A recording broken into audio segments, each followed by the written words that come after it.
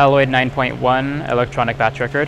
When a new batch is ready to run on a machine, the supervisor or lead will pull up the batch record in the BAT screen in the nav system. Our electronic batch record is our packaging record. It details all of the steps that we take while packaging a product.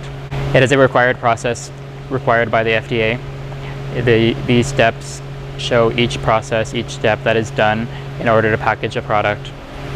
Since each batch ID is unique, a supervisor or lead will be responsible for entering the new batch record number into the batch system.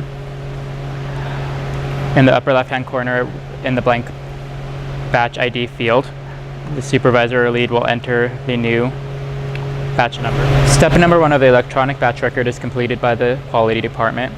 This step is where they will inspect the product pallet prior to the batch run to ensure that all product is correct, all cards have been pulled properly, and any other additional items have been verified. They will verify lot numbers and expiration dates to ensure that no mixed lots are placed into one batch record. Step number 2 is also completed by the quality department. They will be responsible for taking a sample of the bulk product and the card sample to the yield clerk. Any cards that need to be pre-printed will be taken to the label room to have lot numbers and/or expiration dates printed on the card. Step number 3 is a responsibility for the yield clerk. They will be responsible for making inner and outer shipping case labels. The yield clerk will use the product samples that are given to them by the quality department to make these labels. The quality department will review and approve all of the labels that are created. If there is an issue with any labels, they will be returned to the yield clerk to remake. When inner and outer case labels have been made by the yield clerks, they will enter the quantity of inner labels that they have made. If there is a manufacturing lot number, they will enter that as well. They will enter the date that they ran the labels and will sign for the labels using their employee number and their signing code. The same person cannot check and verify a step on the batch record. It will have to be 2 individual people. Once the yield clerk has entered the inner labels information, they will enter the outer case label information, including the quantity that they ran, and then signing for who created them and who verified them. Once the labels have been made, they will give them to the quality department to inspect, to review and approve before the batch is run. The quality department will be checking them for the correct item number, correct batch record number, the correct lot number and expiration date if applicable, and verifying UPCs and product information on the label. Once approved, the quality department members will sign off on them. Once labels have been reviewed and approved, the labels will be given to the production team to begin the batch run. Step number 4 is the responsibility of the production operators. This is where the production operators will inspect the product pallet that is given to them for the batch run. They will be inspecting the product cases against the product labels that are given to ensure that the products are correct and match each other. They will verify it against the batch record issuance sheet and verify that lot numbers and expiration dates match. If there's any discrepancies, stop and contact your supervisor immediately. If everything on the batch record and the labels and the product match, enter in the start time and include AM or PM, the date that you are running the product, and if a lot number or expiration date is needed for this product, it will be automatically filled in. The 2 production operators who perform this step will sign off that they've checked and verified it, showing that they were responsible for the inspection of the product and the product labels. After entering step number 4 into the electronic batch record, you will complete the necessary information into the equipment logbook. In the equipment daily log, the production operator will enter in the necessary information, including the start date, the start time, the action performed, which is the batch number, a product description, the lot number if applicable. All of this information will be recorded in black ink. In the event that you make an error in the equipment logbook, do not scratch it out or white it out. Draw a single line through the entire row. Write your initials and the date at the end of the row. Write a letter at the beginning of the line, starting with A for the first error on the page and continuing on from there. On the back side of the page, write the same letter that you wrote on the front, along with what issue or mistake happened, which can include the wrong start time, wrong start date, wrong batch number, etc. So once the inspection of the bulk and labels is complete, the production operators will continue on to step number 5, which is the inspection of the cards. The production operators will open all cases of cards and inspect them for the tick marks and or coloring to ensure that the cards are all the same. If there's any issues or discrepancies in the card cases, please contact your supervisor immediately. For each case of labels inspected, complete one card inspection label, PP001 Form 5. Complete the checked by with your initials and your employee number.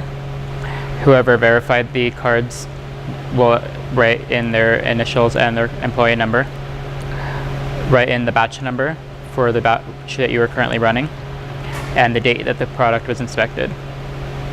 One of these labels will be applied to the inner flap of each of the card cases. The employees who checked and verified the card cases will sign into the electronic batch record, signifying that they were responsible for inspecting the cards.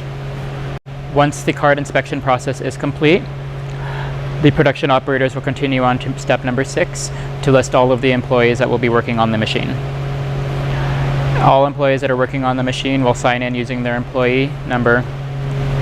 Once the production operators have listed all employees that will be working on the machine, they can begin to stage the bulk product into the bulk product bins, stage the cards and the blisters into the card and blister feeders. Open up the bulk product cases and place the product into the bulk product bins. Dispose of any cardboard into the black cardboard containers. Continue this process until the bulk product bins are full. Once the bulk product bins are full, continue on to placing the blisters and the cards into the blister and card feeders. Refer to video Alloyd 2.1 for this process. After the bulk product has been placed into the bulk product bin and the blisters and cards have been placed into the blister and card feeders, the production operators will continue on to step number 7, which is when they will enter the machine number, and production operators will verify that the temperature control panel is locked. The machine number can be found on the machine on all 4 sides or on the blister walls. The production operators responsible for entering the machine number and verifying that the temperature controller is locked will sign off in the electronic batch record. Once they've completed step number 7, they will press the arrow button in the top right-hand corner to continue on to the next page of the electronic production leads will continue on to check the machine scanners. Please refer to video Alloyd 4.1 on how to do this step. If there is an issue with the machine scanner, please contact the blister maintenance personnel to correct this issue. Once the blister machine scanner passes, the blister lead will check mark the passes test continue with run option and sign off. After step number 8 is complete, the production run can begin. After the production run has begun, a yield clerk will be responsible for coming to the machine to pull a product sample within the first hour of the production run. They will verify that the product is being packaged properly. After pulling a product sample, the yield clerk will complete the product sample label, including the sample number that is pulled, the time, the date, if the lot number is readable, if the expiration date is readable. If these are not applicable, they will put not applicable in those fields, and then they will sign that they pulled the sample. The yield clerk will sign off verifying that they have pulled the sample and that all product packaging and information is correct. If the product sample does not pass inspection, the machine is stopped and the supervisor and quality assurance are notified. A second sample is pulled at whichever comes first, whether it is the end of the day or the end of the batch run. The yield clerk will be responsible for pulling a sample 30 minutes before the end of the batch run or the end of the day, whichever comes first, and filling out the product sample label as they did with the first sample. If the batch record is run for an additional day, a new sample is pulled at the beginning of that day's run and at the end of that day's run as well. This will continue until the batch record is complete. Product samples are always pulled in a pair, so there will always be 2 for each run or each day. Once the production run has come to a close, The production operators will continue on to step number 10 to record the end time and end date of the production run. In step number 10, they will enter the end time of run and the end date. When entering the end time, always include AM or PM to signify whether it was a morning or an afternoon run. When you've completed step number 10 in the electronic batch record, enter the same information into the equipment logbook, including the end date and the end time. The person responsible for entering this information will sign and list their employee number in the final column of the equipment daily log. After entering the end time and end date in the equipment logbook, the production operators will continue on to step 11, machine clearance. In the equipment logbook, enter in the machine cleaning that will occur by listing the start date, start time, the cleanup that is occurring. For product description and lot number, enter in NA.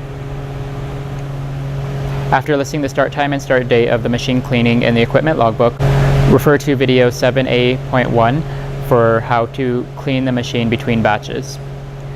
After the product and blisters and cards have been removed from the machine, just as demonstrated in video Alloyd 7A.1, the production operators will list the card count into the electronic batch record. After listing the product counts into the electronic batch record, 2 production operators will be responsible for signing that the machine cleaning was done correctly. The production supervisor or lead will sign off in the electronic batch record. The area is clear of product from the previous run and is ready for the next production run. After the completion of step 12A, the batch record will empty and the remaining steps of the batch record will be completed by the yield clerks at their workstation. After the batch record is emptied, the machine will be ready for the next production run.